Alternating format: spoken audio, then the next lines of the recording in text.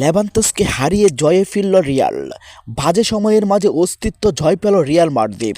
টানা ২ ম্যাচ হারের পর লিগের শনিবার ১৭ জানুয়ারি লেভান্তেসকে ২-০ গোলে হারিয়েছে রিয়াল মাদ্রিদ। রিয়ালের হয়ে গোল করেন কিলিয়ান এমবাপ্পে ও রাফ এসোসিয়াও। বের্নাব্যুয়ে পুরো ম্যাচ নিয়ন্ত্রণ করেছিলেন স্বাগতিকরাই। ম্যাচের ৭০% বল ছিল রিয়ালের দখলে। যদিও প্রথম গোল আদায় করতে দ্বিতীয় হাফ পর্যন্ত অপেক্ষা করতে হয় আলভারো আলবেলোয়ার দলকে।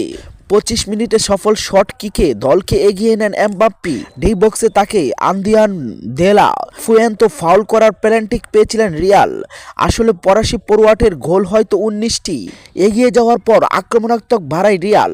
৬৫তম মিনিটে ব্যবধান দ্বিগুণ করে তারা।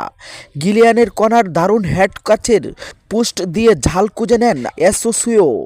এই গোলে ২ মিনিটের পর ব্যবধান আরও বাড়ানোর সুযোগ পেয়েছিলেন এমবাপ্পে, তবে ব্যর্থ হন তিনি। গোলের সুযোগ ছিল লেভান্তো, তবে গোল করতে পারেনি তিনি। ২০ ম্যাচে ১৫ জয়, ৪৮ পয়েন্ট নিয়ে ২ নম্বরে আছেন রিয়াল।